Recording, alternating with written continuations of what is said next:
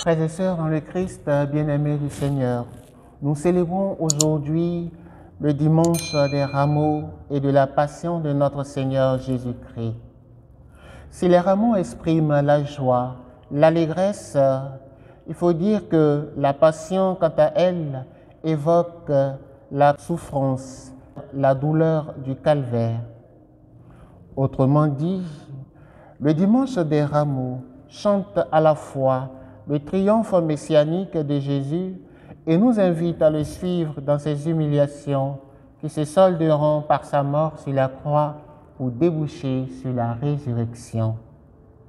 Mais pourquoi les deux dans la même célébration? Quel rapport établi entre eux? Quel message pour notre vie de foi? D'abord, les rameaux.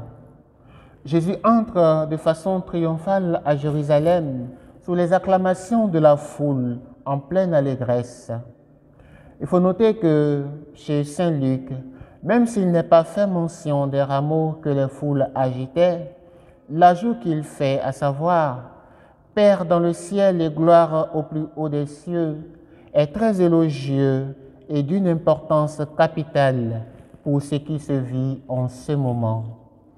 En effet, cette énonciation nous amène alors que nous sommes aux portes de la Passion, à la joie première de la nuit de Noël, lorsqu'à l'annonce de la naissance de Jésus au berger, les anges chantaient avec eux « Gloire à Dieu au plus haut des cieux et paix sur la terre aux hommes qu'il aime ».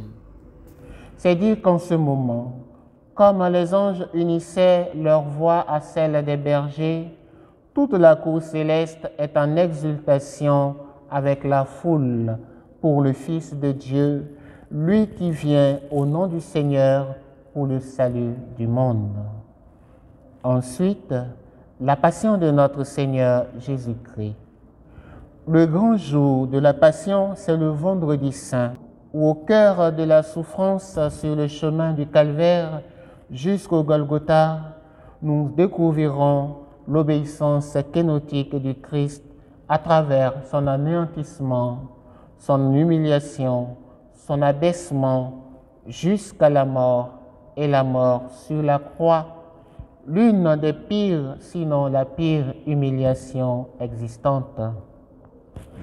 Mais si l'on évoque la passion en ce premier jour de la semaine sainte, c'est pour que la croix du Christ domine toute cette semaine sainte, pour que nous contemplions pas à pas le chemin qui nous a valu la rédemption, chemin de drame et de souffrance, puisqu'il se solde par la mort horrible du Fils de Dieu envoyé dans le monde pour nous sauver.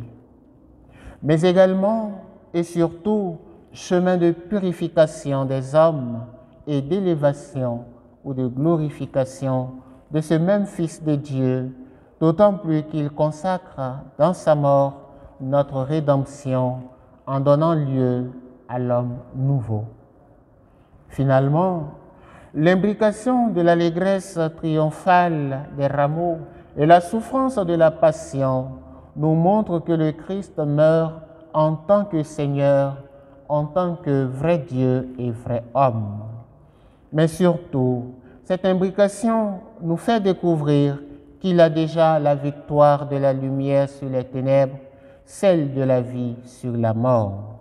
En effet, la célébration des rameaux permet de projeter sur la passion la lumière prophétique qui annonce la supériorité absolue de la bonté sur le mal, la victoire du Seigneur sur le mal, de sorte qu'on puisse suivre le Christ dans sa passion sans perdre pied.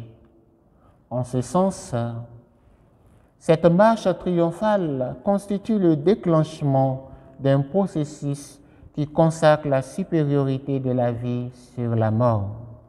Car l'élévation du Christ en croix ne s'arrête pas là, mais débouche sur la résurrection, fondement de la vie nouvelle en Dieu. On aboutit alors à la trilogie vie, mort, vie, qui nous conduit à ceci. Au fait brutal de la mort, il faut toujours opposer le fait merveilleux de la vie. À la cruauté des hommes, il faut opposer la miséricorde de Dieu. Alors, frères et sœurs, suivons donc le Christ tout au long de cette semaine, dans son abaissement, tout en lui présentant nos vies et nos faiblesses, pour ne pas rester en marge de la gloire pascale. Que le Seigneur vous donne la grâce aujourd'hui et maintenant pour les siècles des siècles.